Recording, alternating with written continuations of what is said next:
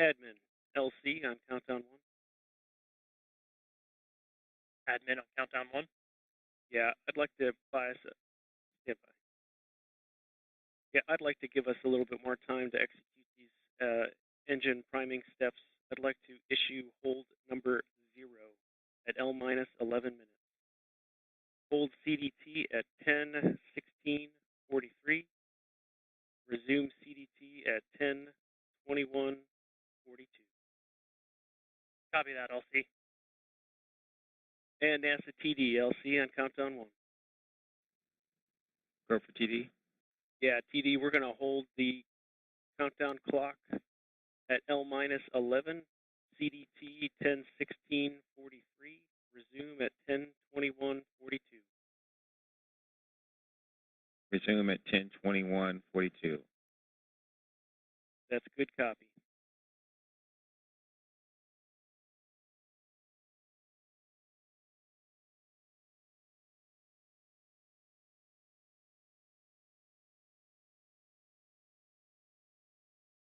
And LC confirmed new T0 is 10:32:42.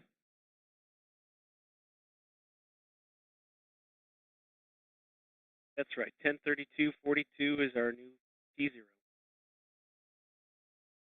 And LD, do you copy? Say again, LC. Do you copy the new T0? Yes, I copied. Thank you. Can I get flight assurance and safety and GSO on anomaly 1?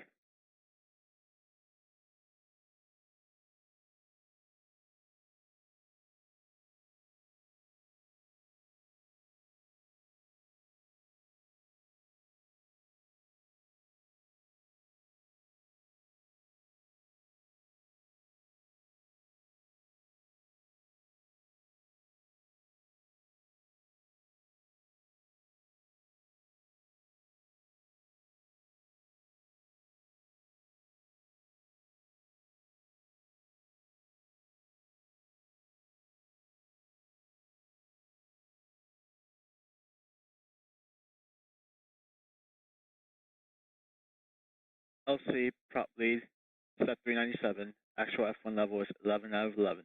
And prop 2 is monitoring, 398. Copy that, prop lead. Check step 397. At 398, pending.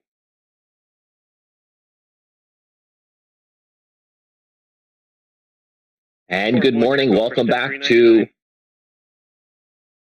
this second attempt of this resupply mission to the International Space Station. The voice of James Brierton here in Charlotte, joining us again this morning. Time we also towards have the end of the launch window. NASA Ambassador Tony Rice. Tony, welcome back. I see you're home now as opposed to being sitting outside of Fredericksburg where you were yesterday, but are you going to be running outside to hopefully catch this in the morning sky?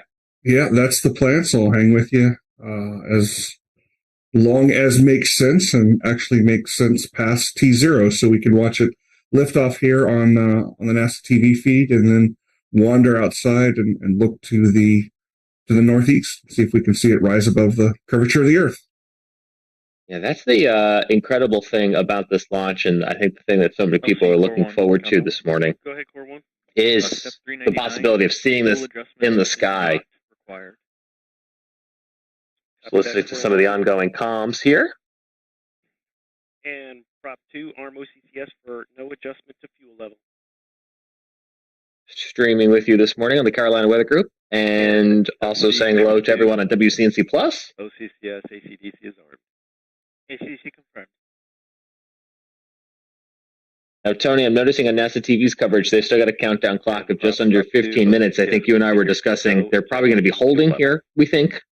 It sounds like they're adding, there's several built-in holds in most launches where they are able to get a couple of things checked off their list. And didn't quite catch what was going on, but looks like they're extending one of those holds by a little bit of time to do a little more work there. But the launch is still on. I believe they'll probably mention again what the new T0 time is. It sounds like they're extending it by about 5 minutes. So the launch should be a little bit later than originally expected.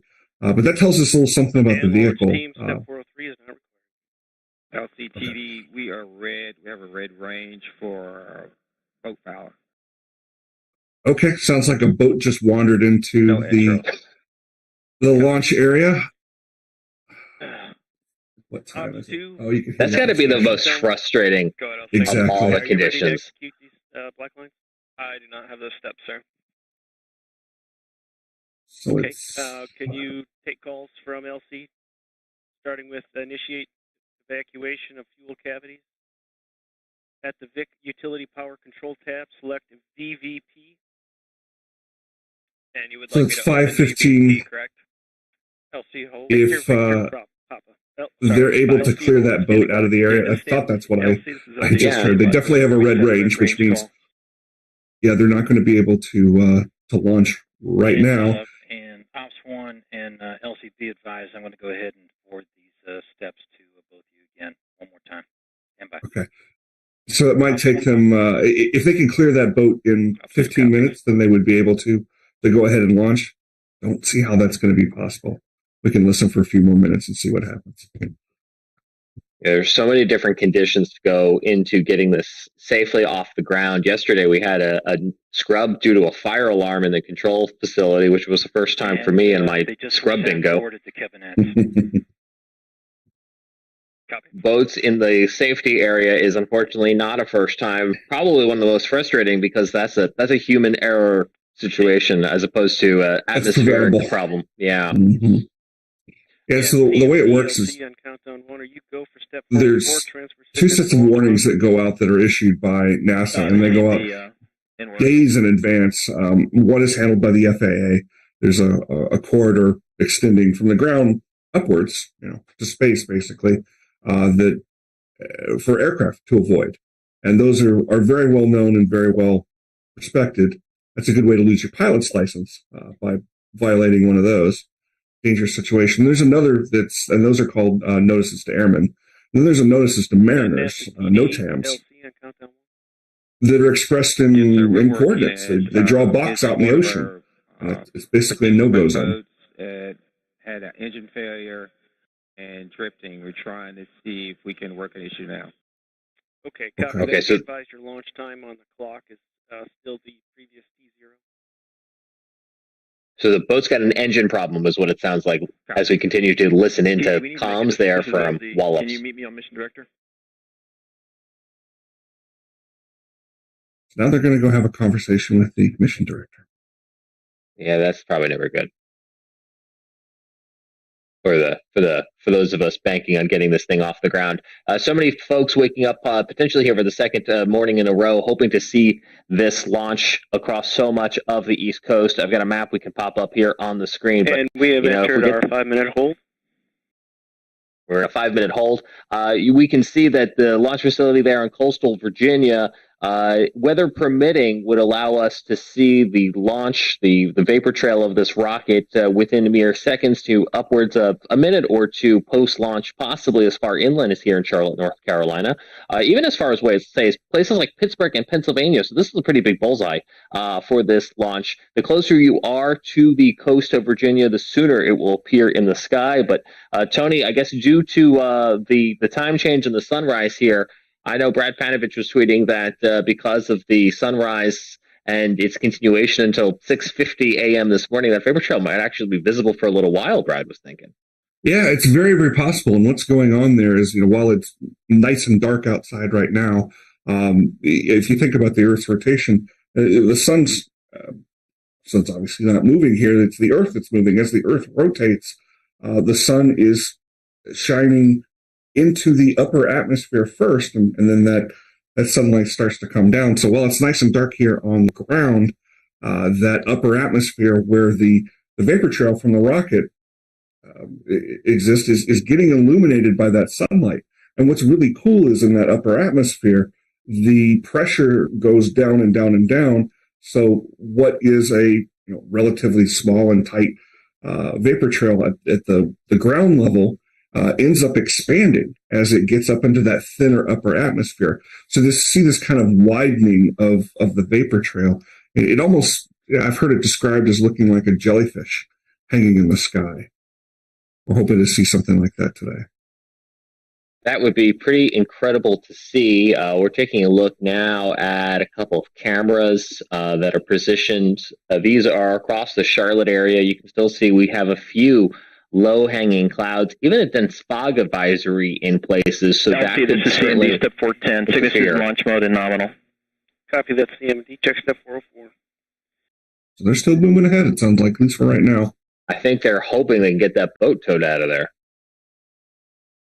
I don't know how far into the launch zone it is, but as you were mentioning earlier, there's that area off the coast there that if the rocket were to malfunction or have a safety abort, they need to be able to safely bring that back down without hurting anybody. And the trajectory brings this out towards Bermuda, where they'll have a tracking station as well. Is that right, Tony? I believe so. I believe that's where one of the tracking stations is. And they're also tracking it from space using NASA's TDRS network of communication satellites. LCTD refrain. Okay. Sounds like I got the problem solved. LC copies. LC is LD, proceed. Ops 2, initiate evacuation of fuel cavities. And it's important to remember, too, we're talking about when the sun rises. And opening VVP on my mark. 3, 2, 1, mark. 10, 20, 19. The sunrise at Wallops Island, Virginia, which is just a little bit south of the Delaware border, out there on the Virginia eastern shore, it rises a good 20 minutes than it does here in this part of North Carolina. Yeah, that's a good point, because as you're sitting in Raleigh, you're closer than I am, but it is still both just off reminder to for those east for both of us. The stream that there is a delay from what you're seeing on the stream. And MES1 standing by for step 2. And yeah, so that's a good reminder for the public information officer. So, in the Atlantic region, and you're hoping to go out and be able to see the rocket ascend. So, again, take that into account. At this time, I'd like to proceed with final countdown poll. GSO. GSO, go. RSO. RSO, go. TD.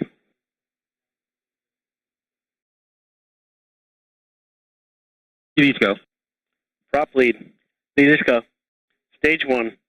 Stage 1 is go. MES1. MES1 is go. GCE. GCE's go. ACE. ACE is go. Mars. Mars is go. CMD. CMD, go. LD. LD is go. NG. Northrop Grumman is proud to honor a renowned NASA astronaut and the first American woman in space, Dr. Sally Ride. Sally was a true space pioneer and also a tireless advocate for improving STEM literacy for children, especially young girls. Sally has inspired millions of students, and her legacy through Sally Ride Science continues to have enormous positive impact on STEM education across the nation. During her spaceflight missions, Sally was known to spend her free time gazing down at Earth. Hence, it is an honor to return her legacy to space to once again enjoy the view as the SS Sally Ride and Northrop Grumman are go for launch. Go to proceed with final countdown. MES1, do we have status on step 2? LC, MES1, evacuation verified. And Ops 2, terminate engine evacuation. And VVP is closed. 10/22/41.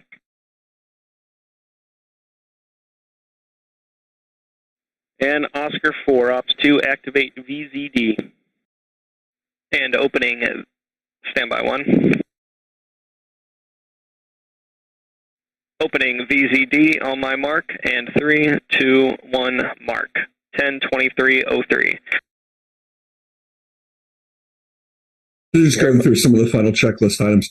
What you were hearing there, the Northrop Grumman officer and gave a little speech there. on countdown 1.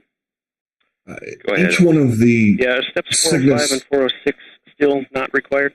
Stand by. Cargo spacecraft are named for somebody that had a big impact on spaceflight, and they chose for this particular flight to name it for Dr. Sally Ride, which I think was really really nice. A lot of times you've not heard of the people they've named it after. Their internal folks within Northrop Grumman who've had a big impact on the company, but this particular one, you might remember her name.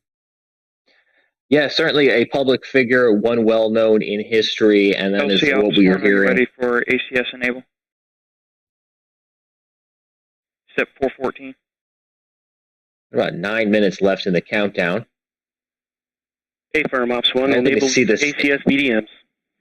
in a sky near you. You're going to want to be outside within about 5 minutes. LC Ops 1, AC VDMs, internal power on. And even at the delay, you can hang here until we see it launch, and then head outside. LC Elec 1, ACS VDMs enabled. Voltage nominal. ODM commands clear. Copy that. Check steps 414 and 415. LC 4. And the path the rocket's going to be taking is to the south, so it'll be traveling from the left to your right. Copy that. Hey, it's quite the week to be a spaceman. We'll run those after Oscar 8. Copy. Assuming we get this rocket off, we got the lunar eclipse tomorrow. Concur. That'll also be visible in much of our sky. Around the same time tomorrow. Go. And LC Site Control, GN2 conditioning initiated. And then we have a launch of the JPSS-2 weather satellite rescheduled for later in the week. 3, 2, 1, mark. 10:25:05. And I know Tony and I are both hoping to get Artemis off the ground next week. So what a very exciting week, Tony, it is to be a space fan. It would be nice to get that thing off the pad. Trajectory file for launch operation. Are you ready for me to deactivate VCD? LC GNC1 trajectory file is go. LC MES1 on countdown. VCD closed. Sorry, GNC1, you got stepped on. LC GNC1, no trajectory file change is required. Trajectory file 1 is good. Copy that. 408, not required. 409, not required. CMD report status of Cygnus. BRG deactivated. LC MES1 on countdown. LC CMD good. Cygnus good. LC Ops 2 steps through Oscar 8 complete. Copy that. And what you were hearing there with the trajectory file they were referring to, they have the opportunity to upload basically Ops 2 405, initiate fuel inlet steering valve data position override. Didn't work. Up to the rocket, up to the last very moment. So it sounds like they're confident LC properly with the timing. Verified. 418. Keep in mind, this is going to the International Space Station, so they're chasing and auto sequence FIV position override selected. And that's why these launch windows are so very, very important. Valve position override status indicates active. It was only about a 5 minute long window, I believe, right? Yeah, and you can tell a lot about the rocket and the launch vehicle in general based on how big the launch window is. Those that have very, very tight windows, like the SpaceX Falcon 9. 421, AFA ECS transfer to GN2 confirmed. They don't have a whole lot of ability to steer, once they launch, to put them back into the right or the right corridor to chase down the space station and be able to dock with it. These vehicles, like the Antares, have some steering ability, and when you are launching a little bit later, the Earth continues to rotate, and you have to steer back into the right corridor to be able to catch up with station. So it sounds like they're pretty confident in the timing that they're doing with a little bit later T0. Yeah, I think they're using their wiggle room here. Yep. With a 5:32 a.m. launch. Power supplies initialized. It was originally going to be 5:27, right about now. Right. And the SpaceX Falcon 9 chooses to have a second long launch window and take out a little bit of steering ability that vehicle has, mostly to trade off fuel for payload. Allows them to carry a little bit greater payload instead of having more fuel on board to be able to do a little more storing. They'd rather come back the next day and try a launch again. Elec 1, report avionics internal power status.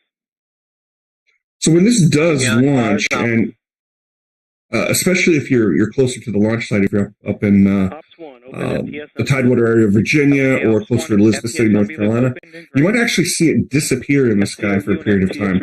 And what you're seeing is that first stage cutting off, and the vehicle coast for about a minute's time before the second stage lights, and you'll see it come into view again. but here in Raleigh and out closer to Charlotte, LC Elect 1, SNAs, ODMs, all armed. it really doesn't become visible until that second stage lights. We have some cameras pointed off to the north and to the east. Confirm engine priming status is verified. And we will see along with you whether or not it is visible from our locations. We do have some clouds and some fog across the Carolinas. But weather permitting, there is potential to view this all along the East Coast, which is will be active at T-minus 3 minutes. Quite the public interest here. T-minus 3 minutes. Tony mentioned we're carrying supplies to the International Space Station in a cargo capsule named for Sally Ride. Alarm clocks and desiccant dryers running amok. We are on schedule. FC commanded to flight mode. Running amok. Whatever could that mean? Auto sequence startup.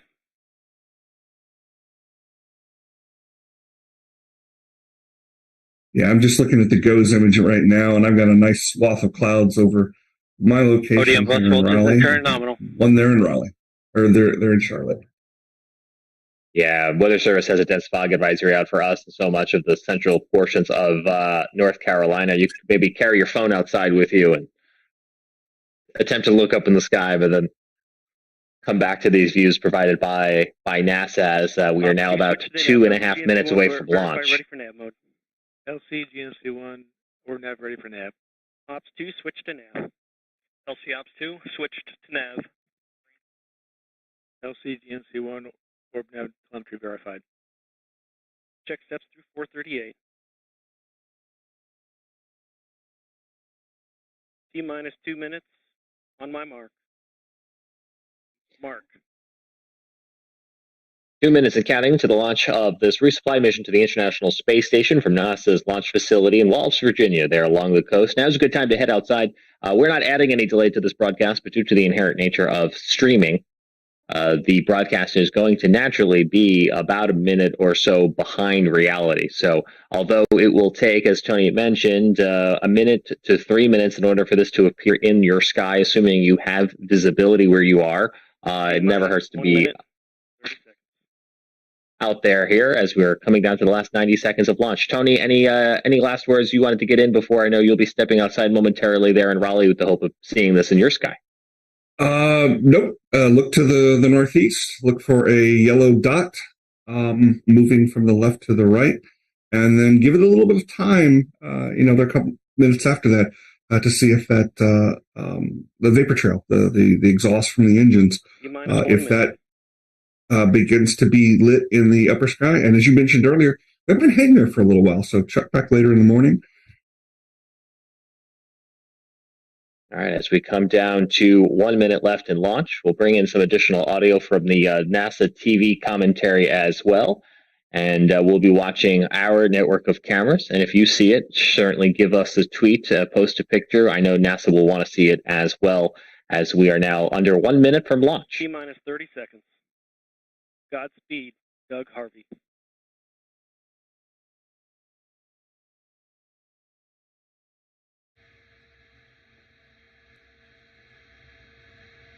T-minus 30 seconds. Godspeed, Doug Harvey.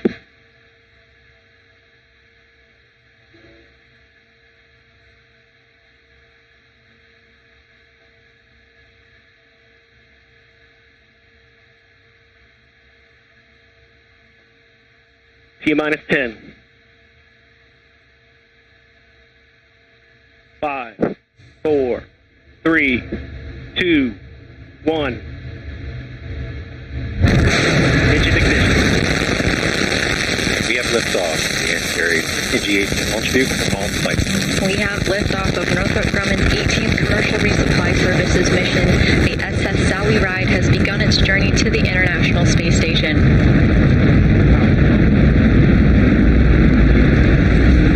The first stage is performing nominally so far.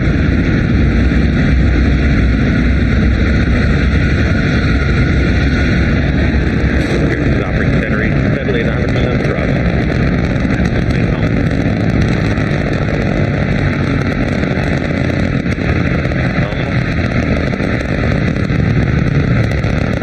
And sure enough, the rocket disappearing relatively low cloud cover. Here's a computer animation of what is now happening with the rocket as we continue to watch the sky in the East Coast for possibility of seeing this dot where you are, weather permitting.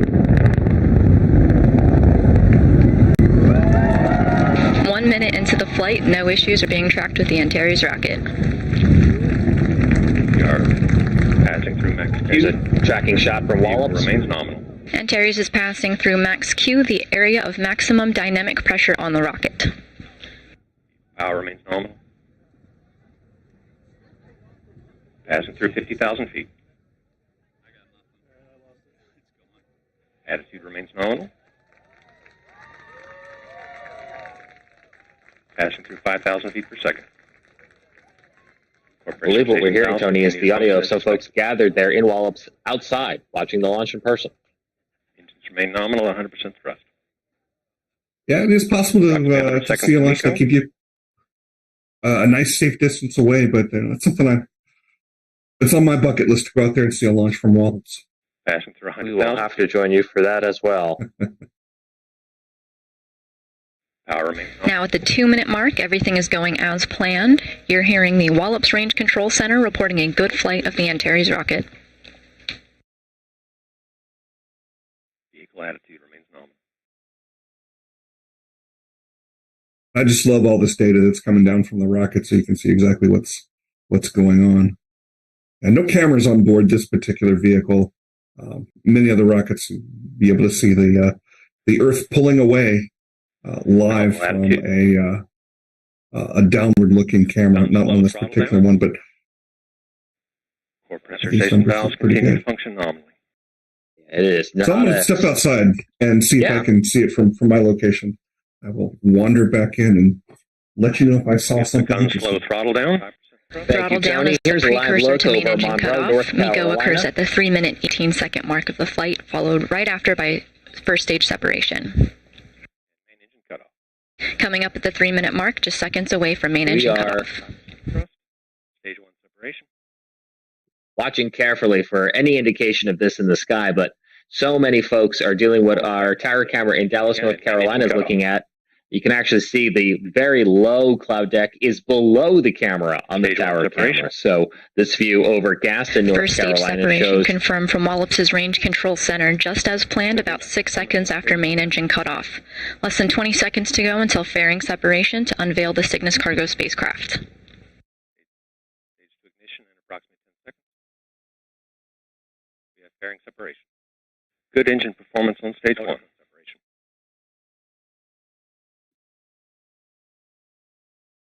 look in Kannapolis, North Carolina. Approximately 10 seconds. We have where again the low cloud Fairing deck. separation is confirmed. Cygnus is now outside of its protective shell and is continuing to climb into its preliminary orbit. Stage 2 Caster 30 XL stage 2 ignition. And with stage 2 ignition, the second stage engine will burn for about 2 minutes, 46 seconds. Attitude remains nominal. The stage 2 Caster 30 XL motor will burn for approximately 2.5 minutes.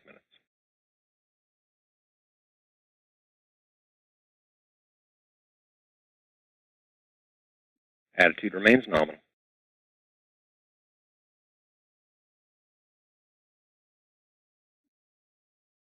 Stage 2 TVC is nominal. Electrical power remains nominal. Check our comments here. If you're able to see it where you are, feel free to drop a comment. Attitude is nominal. Where you are watching live.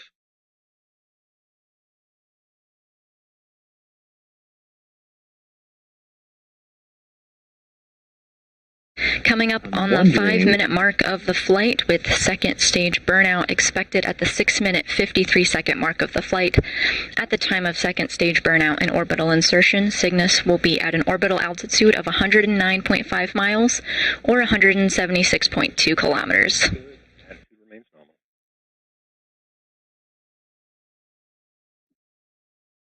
Stage 2 TVC is nominal power.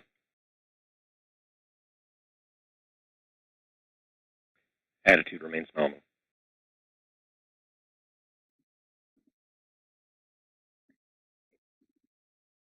As we continue to listen in to commentary from NASA, We're watching and waiting to see what views of this rocket may be visible along the East Coast. And 60 seconds remaining in stage 2 burn. Tony mentioned it could have looked like a squid in the sky at certain points. If you take a look at this camera from the College of 6 minutes into the flight of Northrop Grumman's Antares rocket, under a minute now until stage 2 burnout and orbital insertion. I think we might have a view here on this camera from Charleston looking to the north and to the east. It is unfortunately obscured by a building on the right-hand side of your screen, but that is a very interesting feature in the morning sky there that could very well be this rocket being seen now over the coast of South Carolina.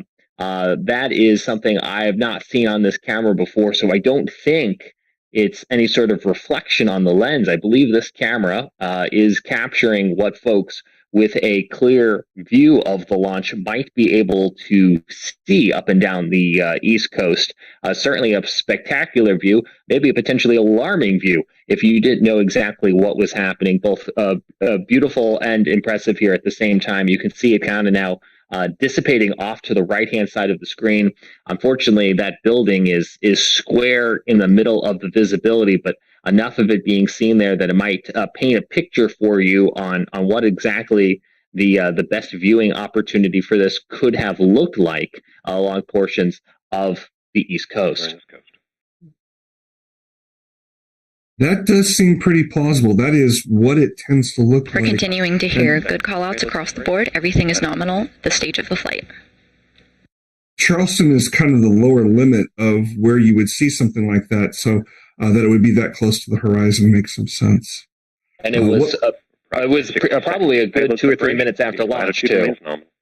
That sounds about right. Yeah, nothing visible here in Raleigh. The clouds are just too thick, and the clouds themselves get illuminated by the by light pollution. In my case, coming from now Raleigh. 8 minutes into the flight, Antares continues to perform nominally to put the SS Sally Ride Cygnus on its way to the International Space Station. Spacecraft separation is expected in less than 1 minute. Power remains normal. Approximately 30 seconds from payload separation. Yeah, that was a great camera choice. I think that's what we may have been seeing there. That might be the best out of all the cameras I have available to me, was that view from the College of Charleston.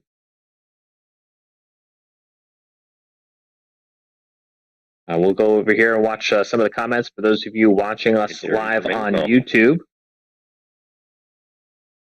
No visibility for Shelley in Spartanburg. Other folks waking up. Tony, I think it could be scary or impressive, depending on the situation, if you didn't know what was happening and you saw that in the sky. Spacecraft separation is confirmed. Antares launched at 4:32:42 a.m. Central Time, 5:32 a.m. Eastern, at the end half of the launch window. At the time of launch, the International Space Station was flying over the Indian Ocean southwest of Australia. Yeah, wrap your head around that. Let's maintain our discipline, close out the pad, proceed with our post-launch checklist. Step 448, Prop 1. Could you give status on pulse purging? LC Prop 1, first helium pulse purging cycle is complete. And so as the spacecraft was separated... You can see some celebration from the Range Control Center at NASA's Wallops Flight Facility. Cygnus has successfully separated from the second stage of the Antares rocket, and at this time, operations of the vehicle will move to Dulles, Virginia, under the direction of Northrop Grumman's Cygnus flight controllers. It was over the Indian Ocean as it was separating, which is kind of fun to think about. Just a few minutes ago, it was sitting on the ground in Virginia. It got there so quickly. As I pulled down some of the audio from NASA so we could wrap this up, as they are also wrapping up their commentary. That look at the Flight Control Center there for Northrop Grumman in Dulles. That's the room that had the fire alarm yesterday, if I recall correctly. That is correct. There's a launch control center there in Wallops that is responsible for the vehicle while it's on the ground and during those initial stages of launch. But the Cygnus Control Center there outside of Dulles is going to take over on its trip the rest of the way to the station, where it will be grabbed by a robotic arm and basically plugged into the side of the station, and they'll crack open the hatch and start pulling out their goodies. There's always a couple of surprises that are in there for the astronauts. They're eager to get some fresh fruit, for example, is often aboard these cargo missions, something, a treat for them. And then all the science that we were talking about earlier, the different missions, different experiments, I should say, that they'll start working on here pretty soon. Yeah, 8,200 pounds of research, crew supplies, and hardware. And I know so often we're talking about all those specific, scientific things aboard, but it's quality of life things, as you mentioned. Maybe some goodies, maybe some candy. And I know yesterday you mentioned clean laundry, because there's no laundry facility on the International Space Station. That's correct. There's something I haven't quite figured out how to do yet. We're definitely going to have to figure that out. But for now, we send up clean laundry. Tony, before we go, reminding folks that this is kind of just kicking off a great week to be a space fan. Tomorrow morning at about the same time, a lunar eclipse visible kind of low to the sky here on the East Coast due to the timing where you'll be able to see the eclipse begin and peak, but then I think the moon's going to set before it actually returns from totality. It's we get to see almost all of totality. The last couple minutes of it, will be at moonset. And when you read these things online, you look at these numbers online, you know that you're actually going to miss just a little bit more of it, because we don't live on the coast unless you're watching us from the coast and don't have a clear horizon. So that bottom 5-10 degrees at least of the sky is going to be blocked by trees and houses and things like that. But yes, we're going to see totality begin and almost all the way to the end of totality. And pretty rare thing to have a total eclipse on election day. I did a little bit of math, and yes, since the law was passed in the 1800s that set election day for the entire country on the second Tuesday after the second Monday in November, this is the first time there's been a total eclipse visible from the United States on election day. Yeah, it's going to be a very busy day for sure. We'll have the launch of JPSS-2 rescheduled for Thursday. That'll bring a new polar orbiting weather satellite up into space if they can get that off the ground. And then the first of 3 launch attempts with the return. This next sequence for Artemis will be 12:07 a.m. early Monday morning. I would say socially it's you staying up late Sunday night in order to see it. And then we have 2 other launch attempts that will follow later on that week if needed, all of them increasingly getting later into the evening / earlier into the next morning, depending on how you want to look at it. We will have live coverage of that wherever you are watching right now. I'll be at the Carolina Weather Group platforms, WCNC, Charlotte. So be sure to like and follow wherever you are. Because it's going to be a very exciting week full of lots of science and lots of cool space and tech. And Tony, we always appreciate your time and perspective. It helps enrich all of us when you're able to walk us through what we are seeing, why we are seeing, and when we're going to see it. So we appreciate you. Thanks for getting up and watching it with me. Thank you for getting up and watching it with us as well. That's going to wrap up this live coverage. And we will see you back here for continuing coverage of all of the cool space, science, and tech that are to follow over the course of the next few days. Don't forget to send us your pictures. You can send those on Twitter if you were able to catch the view this morning or maybe the view tomorrow of the lunar eclipse. On behalf of Tony Rice, NASA Ambassador in Raleigh, I'm James Brierton in Charlotte. Thanks for joining us. We will leave you now with some continuing commentary from NASA TV. So that it can be a support structure for a future set of rollout solar arrays. So there's direct support of the spacewalk with the hardware they will use, but there's also some indirect support. Cygnus will be bringing up some food treats for the crew, so indirectly supporting the operations with some much deserved treats for the crew. They will have their usual menu, but they will also have some special requests like peanut butter, olives, several cheeses, and even pumpkin spice cappuccino. And the team has loaded some fresh fruit as well, apples, blueberries, oranges, and some ice cream in the freezers, chocolate and vanilla, and some of the special flavors that the crew has requested. So, good times. Jeff, that sounds awesome. And you were just talking to us about the numerous U.S. and Russian spacewalks that are coming up before the end of the year. But that's not the only thing the flight controllers have their eye on in mission control. Can you tell us a little bit more about what's on the horizon for the rest of the year? Yeah, absolutely, yeah. So for the next few weeks, the team will be very busy with visiting vehicle arrivals at ISS, science being conducted, and the 7 upcoming spacewalks. The arrival of NG-18, as well as a SpaceX mission later this month, will have the flight control team and the crew busy getting the space station in configuration for the berthing and docking and for the thousands of pounds of cargo transfers that the crew will be doing. We have a lot of science that needs activating and tending to quickly after it arrives. There are numerous payloads that fall into this category of needing immediate attention, U.S. payloads as well as international payloads from our European and Japanese colleagues. And with the 3 U.S. and 4 Russian spacewalks in the same time frame, the ground team is very carefully managing the crew's time.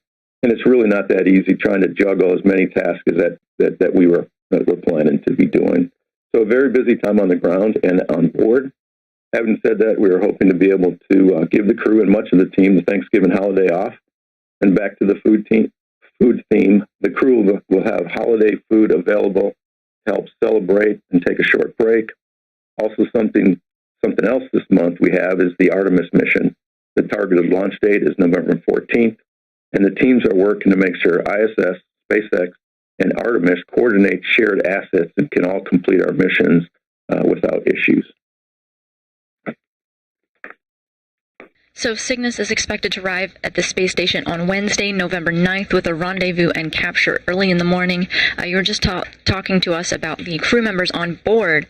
Can you tell us a little about the milestones that we should expect for Nicole Mann and Josh Cassada? Absolutely. So, but before that even, the Northrop Grumman team will deploy the Cygnus solar arrays and conduct a series of burns using Cygnus thrusters to get the vehicle closer to the station. The space station team will be getting ready as well, putting the ISS solar arrays in a good orientation for the Cygnus approach. Cygnus will arrive in the vicinity of ISS, and then it will go through a series of holds and what I call resumes to methodically get closer and closer to the station. And then it will remain steady for its capture. Astronaut Nicole Mann will be driving the Canadian arm for the capture, which is planned for at around 4:05 a.m. Central Time on Wednesday. She'll get assistance from Josh Cassada with cameras and procedures as she maneuvers the arm to reach out and grapple with Cygnus. The crew, of course, had ground training on monitoring the Cygnus as it approaches and with the Canadian arm operations. But the crew has also been preparing on board the station with simulations and actual movements of the arm in practice sessions. After capture, our ground control team will berth Cygnus to the Node 1 Unity module. And then after berthing, the crew will open the hatches, which should be done around noon Houston time on Wednesday. The team in space, as well as on the ground, have practiced all these activities and are ready to go. Jeff Ahrens, thank you so much. Yeah, appreciate it. Thank you. So that's what this is all about, the continuous research contributions made in microgravity and assisting our astronauts who make it happen. We heard about some of the science on board. We heard about the mod kit launching on Cygnus for a November 15th spacewalk. And we even heard about the peanut butter and pumpkin spice cappuccino heading their way. To recap today's events, an Antares rocket launched from the Mid-Atlantic Regional Spaceport on Wallops Island, Virginia at 4:32 a.m. Central, 5:32 a.m. Eastern, towards the end of the launch window while the station was flying over the Indian Ocean. It brought the SS Sally Ride, a Cygnus cargo spacecraft out of Northrop Grumman, into its preliminary orbit. And while we won't cover this event live, the next major milestone for the spacecraft is to deploy its solar arrays. 2 days from now, on Wednesday, November 9th, Cygnus will arrive at the orbiting laboratory. Our coverage of rendezvous and capture begins at 2:30 a.m. Central Time. Cygnus is expected to be robotically captured at the controls of NASA astronaut Nicole Mann and Josh Cassada around 4:05 a.m. Central. We'll continue on with live coverage of its installation to the space station, a job conducted by robotics controllers here in Houston. These ground controllers will bolt Cygnus into place on the Earth-facing port of the Unity module. Throughout the week, the astronauts on the space station will work to unload the cargo, and Cygnus is expected to stay bolted to the space station for about 2.5 months, and until its departure, currently scheduled for January 2023. Thanks for joining. This is Mission Control.